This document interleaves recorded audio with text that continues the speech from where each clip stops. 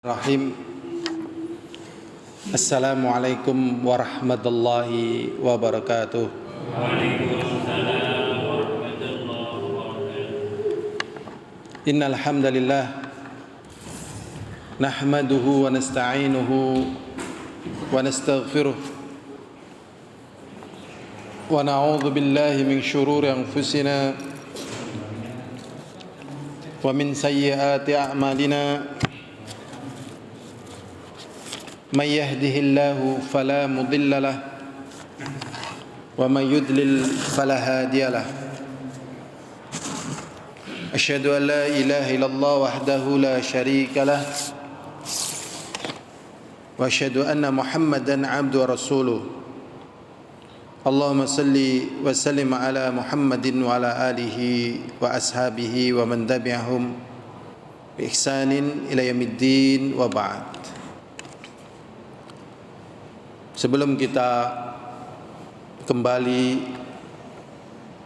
mempelajari agama Allah, dan insyaallah nanti kita akan membaca tafsir atau penjelasan dari ayat yang tegas-tegas melarang, ya ini maknanya adalah mengharamkan memilih pemimpin yang kafir. Ya, di banyak surat disebutkan demikian itu, dan memilih pemimpin yang kafir masuk dalam kategori kemunafikan. Jadi sebelum kita bahas itu, kita ingin mengingatkan kembali bahwasanya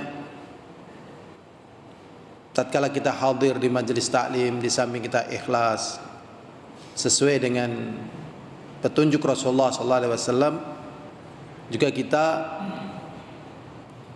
membuat nyaman baik diri kita ataupun orang lain di dalam bermajelis. Makanya ada ayat yang menyatakan wa idza qila lakum tafassahu fil majalisi fafsahu, dan apabila dikatakan kepada engkau berlapang-lapang di dalam majelis ini kalau penuh, fafsahu, maka walaupun penuh itu juga kita berusaha memberikan peluang bagi orang lain untuk nyaman. Yafsahillahu lakum, ya, maka Allah akan memberikan keluasan bagimu. Wa idza qilang suzu fangsuzu, dan apabila dikatakan berdiri maka berdiri. Ini kalau penuh. Kemudian ada hal lagi yang sering dibahas. Di dalam hadis Sahih Bukhari, Rasulullah SAW mengatakan innal malaikah tata'adza kama yata'adza banu Adam. Sesungguhnya para malaikat itu tersakiti atau terganggu sebagaimana terganggunya manusia. Jadi para malaikat terganggu, manusia juga terganggu sama. Cuman tentunya malaikat ini adalah makhluk yang sangat taat kepada Allah, yang sangat mencintai kebaikan, yang senantiasa berada di tempat kebaikan, ya. Tapi terkadang malaikat terganggu, ya. Sebagaimana anak Adam juga terganggu. Nah, terganggu dari sisi mana? Dari sisi tatkala kita datang ke majelis taklim, ya, awalnya ini makruh. Misalnya kita baru makan pete atau jengkol, ya.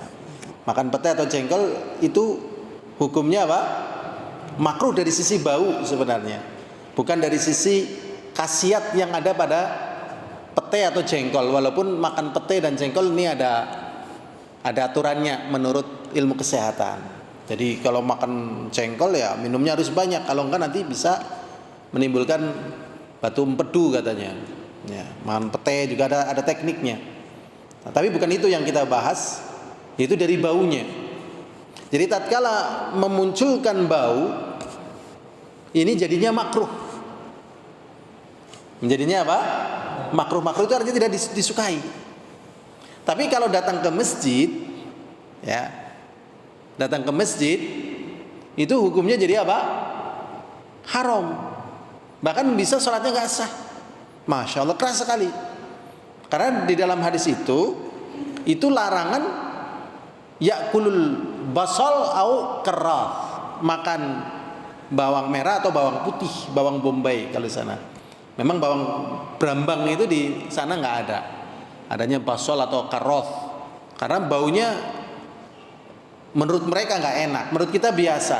Karena di tempat kita itu ada yang lebih keras dibandingkan brambang atau bawang bombay, yaitu pete dan jengkol. Begitu. Nah ini karena dari sebab bau. Makanya para ulama kemudian menjelaskan bahwasanya termasuk makanan ruh manusia, ruh kita sendiri dan kecintaan para malaikat adalah bau harum. Memang jadi permasalahan kadang ya, istilahnya bahasa Arabnya itu aturah, minyak wangi itu mahal gitu mboten. Nggih. Tapi kan ada minyak wangi yang murah. Ya kadang adalah ya kita lihat minyak wanginya pakai kispray. Karena apa? Murah. Tapi wangi nggak pakai kispray? Lumayan wangi kan? Atau bahkan di dalam hadis dikatakan dilarang kita menolak tatkala kita diberi roihan. Roihan itu intinya sesuatu yang bau harum. Tetapi tatkala kita lihat orang-orang Yaman, tanya ini kamu pakai apa? Roihan. Coba lihat, ternyata di tempat kita itu namanya godong kemangi. Ya, godong kemangi, mereka nyebutnya apa? Roihan, karena wangi gitu. Dan yang lebih mengherankan bagi saya, bagi teman lain saya nggak tahu. Kalau hari Jumat biar wangi, bahkan banyak kakek-kakek itu menaruh bunga di sini. Di mana? Di telinga. Padahal di tempat kita yang pakai bunga ditempel di telinga ini orang mana ini biasanya? Ya kan? Ternyata di sana orang yang mau ibadah supaya harum gitu. Supaya harum. Jadi yang kita butuhkan sebenarnya harum, nggak mesti harus yang mahal. Tapi kalau ada yang mahal ya nggak apa-apa. Ya pakai kispray atau pakai apa gitu. Atau pakai sabun juga banyak yang harum ya. Ya cari itu. Memang penting ini teknik. Nah, jadi jiwa kita akan seger dengan apa ya? Wangi-wangian. Ya, makanya kita kadang loyo dan seterusnya karena sebab pakaian kita mungkin ya, atau badan kita mungkin, atau mulut kita mungkin. Tapi kalau kita sudah mandi, pakainya kita cuci, ya mulut kita bersih, harum, rasanya beda atau sama saja? Beda. Itulah makanan jiwa. Makanan jiwa. Makanya benar apa yang dikatakan Rasulullah, sesungguhnya malaikat tersakiti sebagaimana tersakitnya anak Adam. Maka semoga kita semuanya diberi kemudahan untuk hal semacam itu, karena memang tatkala kita betah di majelis taklim tentunya pahalanya jadi banyak ya. Antum bisa bayangin ya, kalau Masjid Nabawi atau Mekah tempatnya kotor ya, tempatnya apa? Kotor, baunya apek ya, terus tempatnya nggak nyaman. Kira-kira kita umroh atau salat di sana betah atau kapok? Kira-kira kurang, saya kan kapok ya. Itu memang Masya Allah ya perkembangan, sehingga tatkala orang ke Mekah dan sebagainya, di samping itu tempat utama dan sebagainya juga, ya Allah ini keajaiban dunia. Sehingga tatkala orang datang ke sana sangat menyayangkan, kok punya duit datangnya nggak ke sana, ke Bangkok dan lain sebagainya, ngapain ya kan? Kan lebih utama ke tempat itu ya, tempat ibadah tadi. Nah ini karena tempatnya harum ya, dan sana nggak eman-eman ya, bahkan macam-macam ya, pakai bukhur itu minyak wangi bakar, pengharum bakar itu, pakai gaharu. Wah ini kalau ruangan ini juga ada gaharunya, Masya Allah. Cuman kan mahal ya. Tambah enak atau tambah males? Tambah mantap ya gaharu, pengaruh gitu. Karena itu makanan jiwa. Makanya minimal kita tadi sebagaimana disebutkan bisa pakai ya apalah ya, kispray atau apa ya. Yang penting kita berusaha bagaimana ya kita seger ya. Karena segernya kita akan menyebabkan segernya orang lain. Tapi kadang kita juga masih ada minyak wangi yang harganya 10.000 ya. Ini juga lumayan ya, lumayan. Ya hadirun azani wa azakumullah, insyaallah dalam kesempatan kita kali ini kita akan membahas tentang haramnya memilih pemimpin kafir. Ya, tapi kita akan baca di ayat saja ya. Dan di sini kita menjelaskan ya, bukan karena kita lagi ini dan itu, bukan, tetapi perintah memilih pemimpin muslim, bahkan bukannya muslim, beriman, berakhlak ya, punya ketakwaan yang tinggi, pengamalan agama yang tinggi, itu menjadi kriteria yang ada dalam agama kita. Ya, jadi agama kita itu agama yang menjaga kebaikan dunia dengan tetap kebaikan akhirat teraih. Ini istimewanya agama kita. Al-hadirun azani wa azakumullah. Di dalam surat Al-Maidah ini penjelasannya banyak sekali ya. Kita baca ya, semoga bisa kita petik faedahnya. Al-Maidah ayat 51 sampai 53. Allah SWT berfirman, ya ayyuhalladzina amanu la tattakhidhul yahuda wan nasara awliya. Allah SWT mengatakan, wahai orang-orang yang beriman, janganlah kalian jadikan orang Yahudi dan orang Nasrani sebagai wali, ya, sebagai pemimpin, sebagai pelindung, sebagai pembela, sebagai teman akrab. Nah, berarti di sini apa? Haram. Ya, hukumnya adalah haram. Kita lanjutkan lagi. Ba'duhum awliya'u ba'din.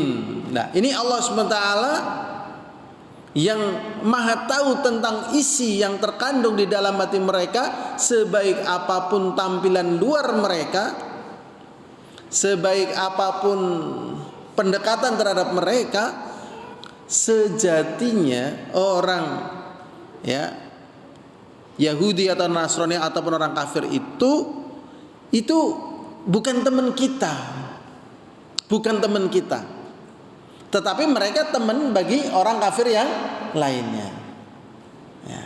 Makanya kalau misalnya di negeri muslim ada orang kafir satu dibunuh, ya seluruh dunia akan marah, ya kan? Seluruh dunia akan marah.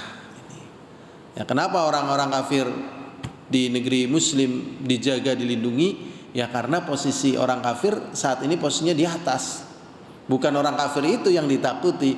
Orang kafir yang di negara-negara lain, negara-negara kafir itu nanti akan membela, gitu.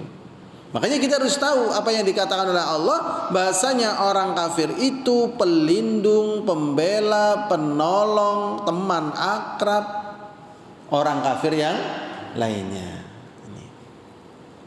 Wa may yatawallahum minkum, dan barang siapa di antara kalian, maksudnya orang-orang yang beriman, barang siapa di antara kalian yang loyal kepada mereka, yang menjadikan mereka sebagai pemimpin, mendukung mereka, membela mereka, fa innahu minhum, maka sesungguhnya orang tadi yang katanya beriman masuk, digolongkan oleh Allah menjadi golongan mereka, golongan orang kafir. Berarti berbahaya atau tidak dari sisi keimanan kita?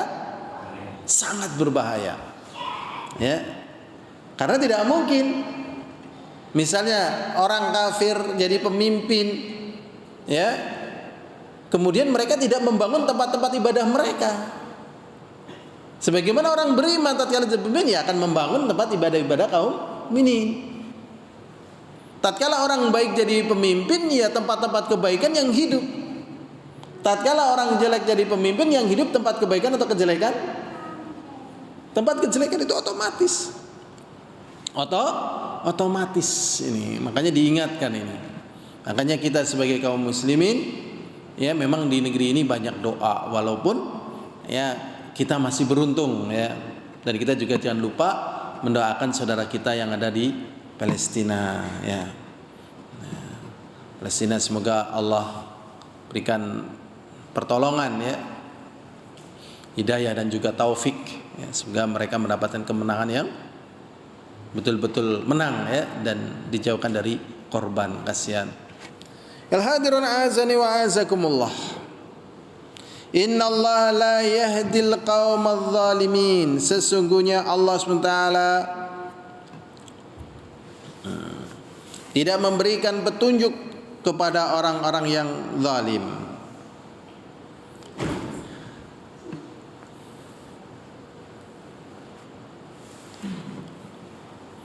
Di sini ya, Allah Subhanahu wa taala memberikan petunjuk kepada kita tentang keadaan Yahudi dan Nasrani.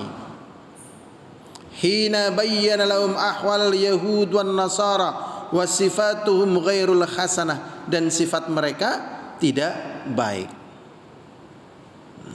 Jadi tatkala ya mereka dijadikan sebagai pemimpin,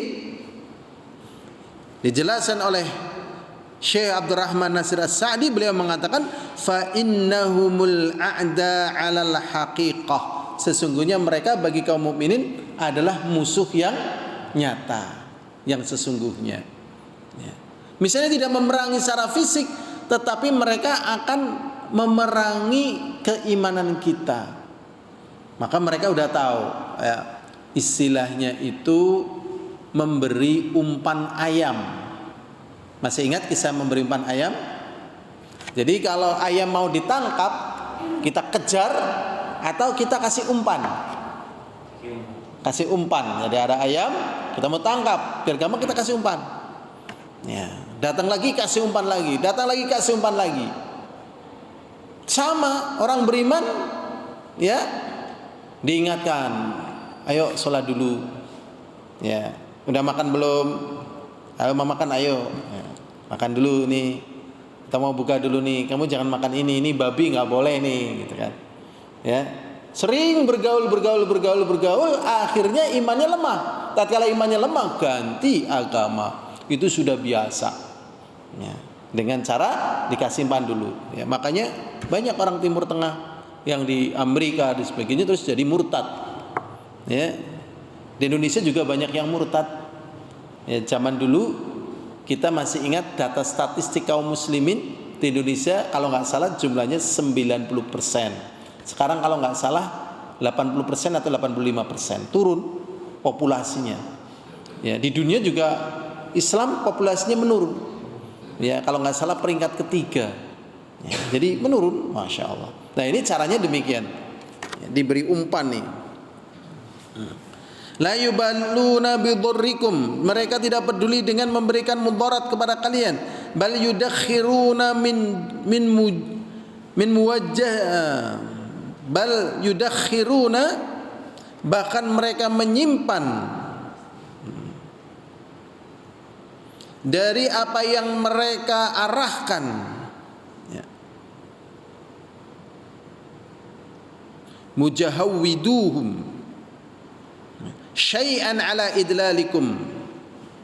Jadi mereka menyembunyikan sesuatu yang ini nantinya akan menyesatkan kalian.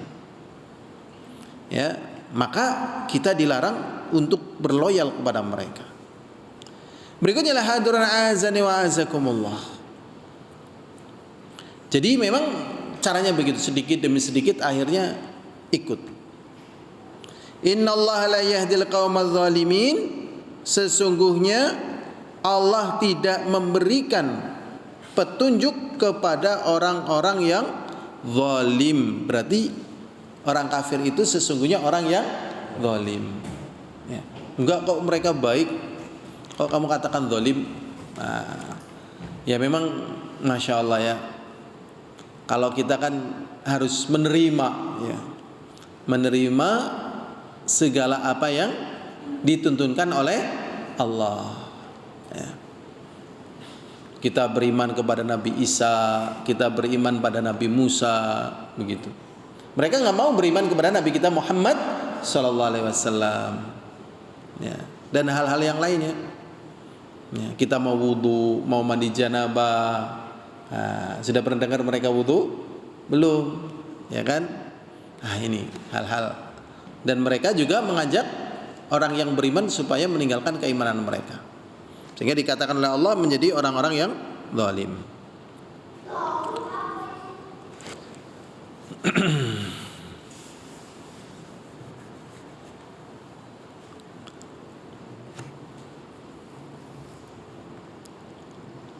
Walamma nahallahul mu'mini an tawallihim akhbara anna mimma yad'ul ilal iman dhaifatan tawallihim. Jadi tatkala Allah SWT melarang untuk berloyal kepada mereka, Allah SWT menghabarkan, ya, jadi ini berita dari Allah. Ada sebagian orang yang ngaku beriman ternyata loyal kepada mereka. Jadi ada nggak orang-orang yang ngaku beriman ternyata loyalnya kepada mereka? Ada. Nah, yang memberitahukan siapa? Allah. Ya, di dalam Al-Quran Allah mengatakan fatarul ladzina fi qulubihim marad, dan orang-orang yang di dalam hati mereka ada keraguan, kemunafikan dan lemah iman, mereka akan mengatakan yaqulun inna tawallina iyahum lil hajah, sesungguhnya kami menjadikan mereka sebagai wali, sebagai pemimpin karena adanya kebutuhan. Ini dibahas, ya, kalau di negeri yang memang mayoritas kafir dan pemimpinnya kafir, kaum muslimin sedikit dan memang tidak ada pemimpin muslim, ya hukumnya berbeda, ya. Tetapi kalau di negeri kita ini mayoritas muslim, ya, jadi alasan kami ada keperluan dan sebagainya, enggak. Nanti kalau dia jadi pemimpin kan masuk Islam begitu. Nah, ini enggak boleh, ya. Enggak boleh di sini. Nakhsha an tusibana dairah, karena kami khawatir nanti kita akan, ya, terkena pengaruh, ya, Yahudi ataupun Nasrani alasannya. Nah, ini ternyata enggak boleh, ya. Ilhadirun azani wa azakumullah.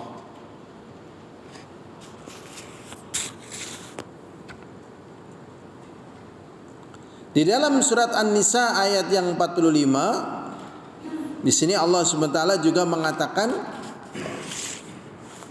ya ayyuhalladzina amanu, wahai orang-orang yang beriman, may yartadda minkum an dinihi, wahai orang-orang yang beriman, siapa saja di antara kalian yang murtad dari agamanya. Jadi menjadikan mereka sebagai pemimpin, sebagai pembela, sebagai penolong. Ini pelan-pelan menggerigisi iman kita. Makanya para ulama sebenarnya tetap melarang, ya, melancong ke negeri kafir, nggak boleh, ya, kecuali kalau untuk keperluan dakwah. Karena secara umum nanti akan terpengaruh, ya, akan terpengaruh. Jadi zaman dulu udah dilarang, ya, akan terpengaruh. Ini dilarang, akan menyebabkan bisa menjadi kemurtadan. Wahai orang-orang yang beriman, siapa saja di antara kalian yang murtad dari agamanya, fasaufa ya'tillahu biqaumin, nanti Allah SWT akan mendatangkan satu kaum,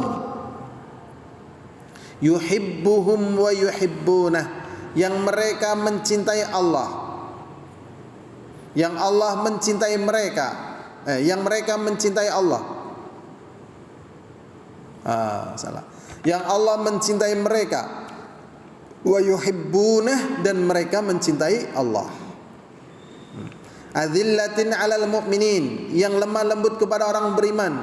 A'izzatin 'alal kafirin, dan a'izzah, ya, a'izzah, ya, itu wibawa. Wibawa, tidak minder di hadapan orang kafir. Jadi memang cara biar orang beriman lepas dari imannya, caranya gimana? Caranya gimana? Caranya orang kafir itu menampilkan kekayaan, kekuatan. Ya, supaya apa? Kaum muslimin minder. Kalau sudah minder jadinya bagaimana? Ikut. Kalau udah ikut akhirnya bagaimana? Ya, akhirnya imannya hilang. Makanya kebanyakan kaum muslimin itu minder loh sama orang kafir. Ya, dianting-anting, ya kan? Kemudian kadang rambutnya disemir, ya kan? Itu merasa jadi hebat. Ya, tatkala ikut-ikutan mereka. Padahal dalam Islam laki-laki dilobangin telinganya berapa tidak boleh? Tidak boleh. Ditato berapa tidak boleh? Tidak boleh. Disemir dengan semiran seperti itu nggak boleh. Ya, pakaiannya kadang seperti itu membuka aurat. Ya, gayanya dan sebagainya. Ini karena adanya perasaan lebih rendah. Mereka lebih hebat. Sehingga ikut-ikutan. Ya, sehingga apa? Ikut-ikutan. Nah, kalau sudah ikut-ikutan, ini tanda-tanda nanti akan timbul cinta. Nah, ini sudah nggak boleh. Adapun orang yang beriman di hadapan orang kafir merasa, ya Allah. Misalnya dia tidak lebih kaya, tapi dia merasa mulia mentauhidkan Allah, beriman, berjalan di atas petunjuk. Seperti Abu Sufyan radhiyallahu taala anhu tatkala diperintahkan oleh Rasulullah masuk ke istananya Kaisar ya, Heraklius, dia tidak mau turun dari kudanya. Padahal ada permadani merah ya untuk masuk ke dalam istana. Dia tidak mau turun dari dari kudanya, kemudian menancapkan tombak di atas bantalnya Heraklius. Nah, di sini tidak minder. Ya, jadi penyakitnya orang beriman itu biasanya apa? Minder. Karena memang mereka menampilkan kekayaan. Makanya kalau jadi orang beriman sudah minder terhadap orang kafir, ini berbahaya. Ya, berbahaya, jangan minder. Ya, memang kita juga diperintahkan oleh Allah ya, sebagaimana dalam firman-Nya, wa'iddu lahum mastata'tum min quwwah wa min ribatil khail turhibuna bihi aduwallahi wa aduwakum. Persiapkan kekuatan apa saja. Dari kekuatan, berarti meliputi kekuatan apa saja ya, ekonomi ya, fisik ya, mental gitu. Ya, dalam mastata'tum min quwwah wa min ribatil khail, dan dari kuda yang ditambat. Turhibuna bihi aduwallahi wa aduwakum, yang menjadikan ya takut musuh Allah, yaitu orang kafir itu musuhnya Allah. Karena dia tidak mau beriman kepada Allah dengan benar, maka menjadi musuhnya Allah. Turhibuna bihi aduwallahi wa aduwakum, dan musuhnya kalian. Jadi sebabnya karena minder. Maka jadi orang beriman bersyukurlah dengan keimanannya, jangan minder. Dan kita doakan ya pemimpin-pemimpin kita juga jangan minder. Ya, apalagi negeri kita ini negeri yang sumber alamnya sangat banyak. Ya. Tinggal kita berlatih, belajar, mampu mengolah apa yang Allah berikan kepada negeri ini. Ya, dari sumber ya rezeki yang melimpah. Allah SWT mengatakan, wahai orang-orang yang beriman, siapa saja di antara kalian yang murtad dari agamanya, nanti Allah SWT akan mendatangkan satu kaum, yuhibbuhum wa yuhibbunah, yang Allah mencintai mereka dan mereka mencintai Allah. Adzillatin 'alal mu'minin, mereka lemah lembut kepada kaum mukminin. Aizzatin 'alal kafirin, dan ya perkasa, wibawa. Ada yang mengartikan dengan keras ya. Ya, sebenarnya wallahualam zahirnya kalau secara bahasa aizzah ya mulia, tidak minder, tidak takut. Alal kafirin, kepada orang kafir. Yujahiduna fi sabilillah, mereka berjuang di jalan Allah. Wala yakhafuna laumata laim, dan mereka tidak takut celaan orang yang mencela. Dzalika fadlullah yu'tihi may yasha, itulah keutamaan yang Allah berikan kepada siapa saja yang Allah kehendaki. Wallahu wasi'un alim, dan Allah maha luas. Maha luas rezekinya, maha luas ampunannya, maha luas kebaikannya. Apa hikmah dikatakan Allah maha luas di sini? Hikmahnya apa? Hikmahnya ya supaya jangan minder di hadapan orang kafir. Sebenarnya kayak Allah atau kayak orang kafir? Allah. Tapi yang sering manusia itu, ya kan, lebih takut tatkala berhadapan dengan orang kafir daripada ya meminta pertolongan kepada Allah. Karena ini hubungannya dengan keimanan. Ya kalau misalnya dengan orang kafir kan langsung lihat, ya Allah. Ya misalnya begitu ya keadaannya kadang ngeper. Tapi kalau dia beriman enggak, Allah lebih kaya dan Allah punya cara untuk menolong hambanya. Ya. Punya cara untuk menolong hambanya. Ya. Dan itu sudah terbukti. Ya. Tinggal kita menguatkan iman. Jadi minimal kita jangan sampai memilih pemimpin yang kafir. Ya. Kalau misalnya sama-sama pemimpinnya ini adalah kaum mukminin, pilih yang paling bagus agamanya. Ya dari sisi amanahnya, ketakwaannya, begitu. Pilih ya. Pilih. Baik pemimpin keluarga, pemimpin apa saja. Ya kalau kita mau usaha ya yang agamanya bagus dan memiliki kemampuan. Ya, di lingkungan keluarga di mana saja ya. Dzalika fadlullah yu'ti may yasha, itulah keutamaan Allah yang Allah berikan kepada siapa saja yang Allah kehendaki. Wallahu wasi'un, dan Allah Maha luas. Ya, sebagaimana tadi sudah dijelaskan, ilmunya, rezekinya. Alim, dan Allah Maha mengetahui. Di sinilah hadirin azani wa azakumullah dijelaskan oleh Syekh Abdurrahman Nasir As-Sa'di bahwasanya Allah SWT menjelaskan sesungguhnya Allah tidak butuh terhadap makhluknya. Dari alam ini Allah nggak butuh. Allah nggak butuh. Tapi makhluknya butuh kepada Allah. Makanya Allah SWT mengatakan sesungguhnya barang siapa yang murtad dari agama Allah, sudah beriman kemudian keluar lagi, ini tidak membahayakan bagi Allah.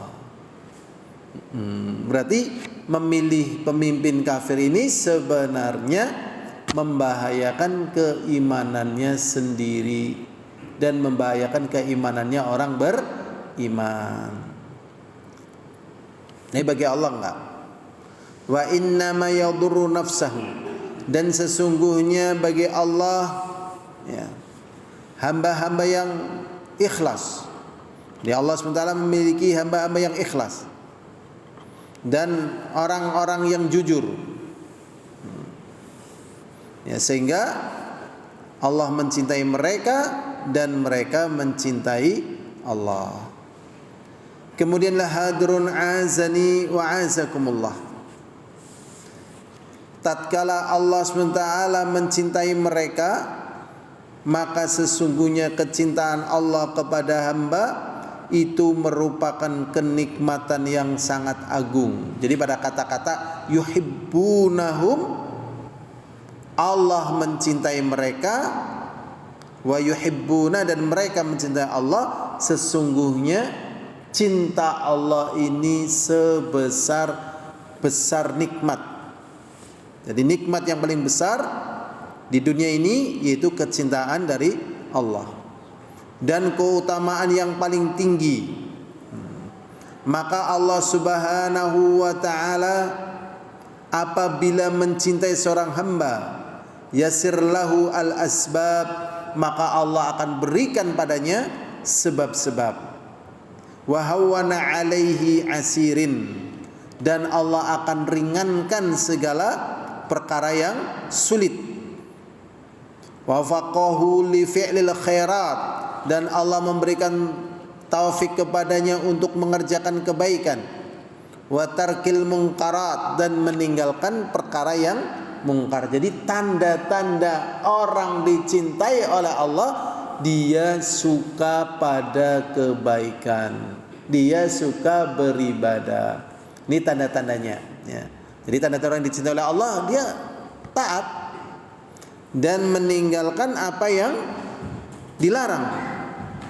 wa aqbala bi qulubi ibadi ilaihi bil mahabbah wal wadad. Dan kemudian hamba-hamba Allah melihat orang-orang yang demikian ini jadi cinta dan juga sayang. Oh, dia orangnya jujur, oh dia orangnya tulus, oh dia orangnya baik, oh dia orangnya nggak suka yang neko-neko, banyak berdoa, banyak beribadah.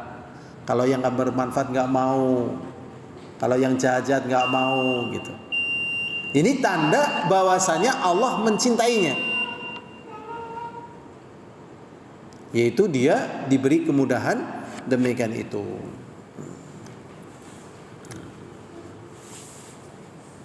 Kemudian dari keharusan kecintaan hamba kepada Allah, annahu la budda yattasifa bi mutaba'ati rasul, yaitu mesti dia disifati dengan mengikuti Rasulullah sallallahu alaihi wasallam, zahiran wa batina, baik secara zahir ataupun batin, fi aqwalihi, pada ucapannya, wa a'malihi, dan juga pada perbuatannya, wa jami' ahwali, dan seluruh keadaannya.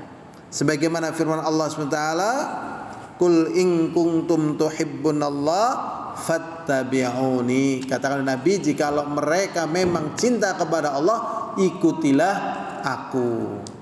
Berarti maknanya gimana? Ya, di antaranya tatkala memang dia dicintai Allah, dia mengikuti petunjuk Rasul. Dalam hal ini dia tidak tertarik untuk menjadikan orang yang tidak beriman sebagai pemimpin. Makanya kalau menjadikan orang tidak beriman sebagai pemimpin, di sini ada tanda-tanda apa? Kemunafikan. Berarti ini penting ya, perlu kita ingatkan diri kita sendiri, kepada tetangga kita, masyarakat kita ya. Jangan sampai tertipu dengan ucapannya orang yang tidak tahu atau tidak belajar agama. Oh, nggak apa-apa milih orang kafir yang jujur baik kok, dibandingkan orang yang beriman. Orang beriman apa itu baik kok ya. Ini yang mengatakan Allah di dalam Al-Quran, sedangkan Allah lebih tahu isi hati manusia ya. Ya, baiknya orang kafir lama-lama jadi orang itu murtad. Nah, baik apa nggak baik? Ya nggak baik lah. Dia keluar dari ketaatan kepada Allah. Kalau memang orang kafir itu baik, maka dia akan beriman dan mengikuti keimanan. Bukan orang itu mengajak orang yang beriman untuk kemudian meninggalkan keimanannya.